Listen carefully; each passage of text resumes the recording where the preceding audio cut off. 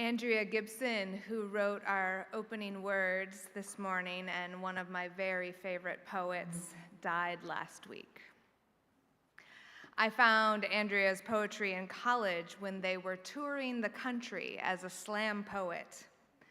They were loud and funny, and they had a rhythm that could not be beat. In recent years, though, Andrea's poetry got slower, still syncopated, but it became much softer and more gentle. Every poem had a moon in it, and most of that time, that moon was your beloved's crooked smile. Their poetry felt like the reflection of light in a midnight pool or the rain on a warm summer day. Gibson had fallen in love with life, and it just seeped out through their poetry, raining blessing on the rest of us. The secret to their turn towards softness was a cancer diagnosis. Gibson was diagnosed with ovarian cancer in 2021, and they spoke and wrote extensively about how that diagnosis and its treatment turned their heart towards gratitude. In the last 10 days or so, fans of Andrea Gibson have been posting and reposting the poems that meant the most to them over the years. For me, two poems are bookending the experience of Andrea's death and living in gratitude at this very particular, painful moment in history. This first excerpt from one of Gibson's poems is from a 2022 poem entitled, "Every Time I Ever Said I Wanted to Die." Every time I ever said I wanted to die, I meant I am willing to do anything to live. Even leave this world.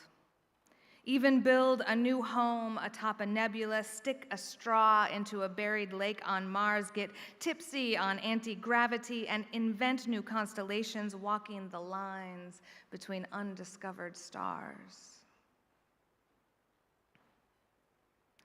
And then this excerpt from their 2025 poem, "A Love Letter from the Afterlife." My love, I was so wrong.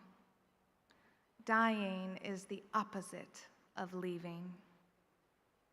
When I left my body, I did not go away. That portal of life, of light, was not a portal to elsewhere, but a portal to here. I am more here than I ever was before. Feel me now, walking the chambers of your heart, pressing my palms to the soft walls of your living. Why did no one tell us that to die is to be reincarnated in those we love while they are still alive? Ask me the altitude of heaven, and I will answer, how tall are you? There is nothing I want for now that we are so close. I open the curtain of your eyelids with my own smile every morning. Gibson's recent poetry, it was blooming with gratitude, with intense joy and love for this life, here and now. In one of their recent poems, they wrote a response to the trend of saying, "Ugh, I hate it here," by writing a chorus of reasons why they love it here. Why they love it here again and again and again. Much of Gibson's early work is about surviving depression, surviving oppression, that twinning of mental anguish with a society that wants to erase you. In their later years, though, they fought that erasure through ecstatic love for this world, through intense joy and gratitude for all that is our life, including its loss. We are in a time of loss right now, a painful time when threat and erasure are very real, especially for the top targets of this administration, the targets of fascism. Let's keep naming who's at the top of the list of targets and therefore needs the most solidarity right now. It's immigrants and trans people. There are a lot of other folks on the list, but we join in our solidarity work with the folks at the top so that it doesn't go further. My heart, it shudders every day at the images of masked men kidnapping our neighbors. And also, my heart, it keeps feasting on beauty. My heart, my tender and hungry heart, and yours, yes, must be fed in order to face the horrors of now. Dear ones, we need the nourishment of the hummingbird seeking the magnolia tree, of the loon cooing over the lake. We need the nourishment of the baby in mama's arms. This is power and beauty. I did actually have that written down. Hi, sweetie. Yeah, welcome. Welcome, sweetheart. Thank you. These blessings that are all around us, they can serve as protection. Indeed, the practice of saying bless you after someone sneezes, it began as a protection spell, a spell against the evil spirits that cause disease. We human beings, we have an instinct to reach out with blessing in the face of cruelty, with blessing as protection from cruelty. The blessings of beauty, even the blessings of community, they don't protect us from unwanted outcomes. They don't protect us from endings we cannot foresee. We can count our blessings all day long and we will still not know what will happen with the workings of fascism, of cancer, of relationship loss. Blessings won't protect us from those outcomes. They won't protect us from loss. We won't know the outcome of Judge Hannah Dugan's trial or what will become of the detention centers funded by the budget bill or what will happen with the cancer diagnosis. Because blessing doesn't protect us from endings. It feeds us for the journey. Blessing, it nourishes us for this journey we go on through life. When we turn our attention towards blessing, when we feed our appetite for beauty, for community, for love, we strengthen our souls. We need this. We need to send our neurons scrambling down the pathways of gratitude in our brains to feed the hungry child within so that we might be part of feeding the starving children in the world. We feed the parts of ourselves that need hope and strength and love so that we have the power to bring hope and strength and love into this troubled world. Counting our blessings does not fix the fight. It powers us up for it, though. It reminds us why we fight, why we struggle to stay in this life. When I said that I wanted to die, what I meant was I would do anything to live. And we struggle, we fight for the love that is in this life and for the tears, for the babies and the grandmothers, for the family and for the stranger. We fight for beauty and connection and love and hope. And while blessing does not protect us from the consequences of evil, it does protect us from the internal evils of the spirit, from cynicism, from nihilism, and from despair. Blessing returns us to the why, and it gives us the courage and the fortitude to keep fighting for love. At one of the recent rallies in support of Judge Hannah Dugan, Milwaukee Journal-Sentinel reporter Crocker Stevenson came up to me and asked me if I knew Hannah. And my honest reaction to him in that moment was, "Oh, which Hannah?"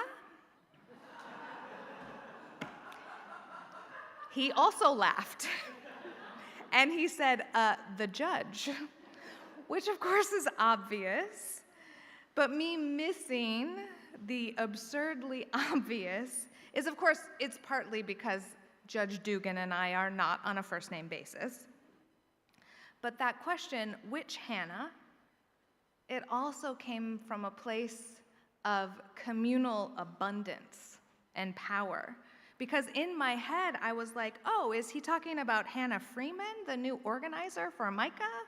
Or is he talking about Hannah Villeneuve, our Unitarian Universalist colleague up in Appleton? Even in just the context of church and organizing, my brain went to several brilliant Hannahs that he might be talking about, that we were both connected to. Stevenson went on to share his admiration and gratitude for the woman that we were both at the rally for, the judge. And it reminded me of Stevenson's old column for the Milwaukee Journal-Sentinel called Better Angels.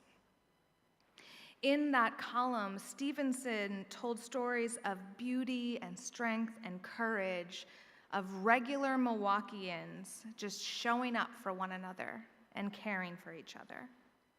The column functioned like a gratitude practice for the entire city, telling story after story of us Milwaukeeans following the better angels of our nature, helping one another, caring for our shared Milwaukee community. The column was inspired by the role that gratitude played in Stevenson's own journey with loss and change. And an award-winning journalist for more than 30 years with rich descriptions and an eye for detail, Stevenson began losing his sight in 2017. This loss was life-changing, as you might imagine, but similar to Andrea Gibson's journey with cancer, there was also a lot of love and compassion and beauty and deep gratitude mixed in with that loss. Stevenson began experiencing beautiful moments of compassion and grace in his journey with losing a sense intrinsic to his life and work. In his very first Better Angels column in 2017, Stevenson told the story of standing at an intersection and trying to determine if it was going to be safe to cross the street, but not being able to see. And as he was staring, wondering if he could cross, a woman came up and took his elbow and pulled him backwards from a bike that was unexpectedly crossing. She simply said, "Wait," until they could both cross safely. And they did, but then at the next curb, she grabbed his elbow again to make sure he knew that the curb was there and didn't trip. Stevenson was overcome by this stranger's unexpected, small, gentle, but needed kindness. Never in my adult life has kindness been so essential to my well-being, Stevenson wrote. And I find myself particularly in these acutely splenetic times becoming a connoisseur of all decencies, great and small. A connoisseur of all decencies, great and small. Here is another story of decencies that was submitted to the Better Angels column in Milwaukee. This one was submitted by our very own Mike Hogan, submitting the story on behalf of his wife, Irene. They write, "Henry is fine, but he was hit by a pickup truck while riding his bike to school this morning. Henry is fine.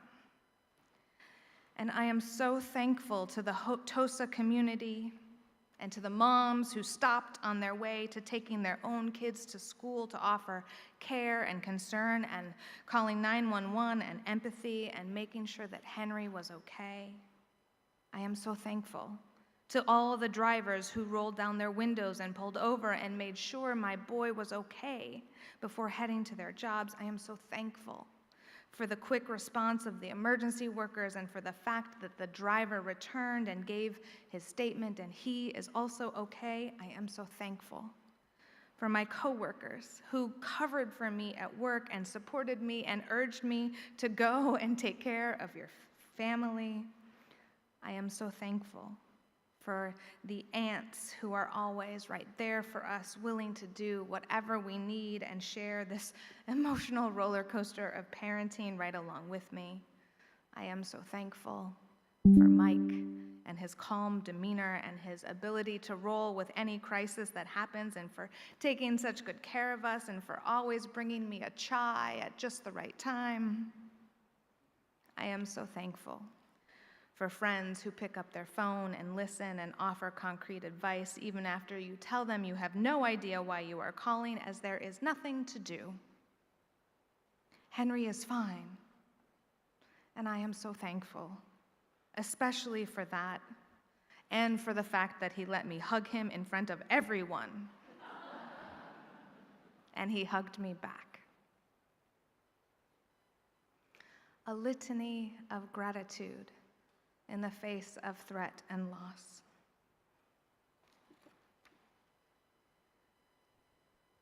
May we practice such litanies in our own lives, dear ones. May we count our blessings.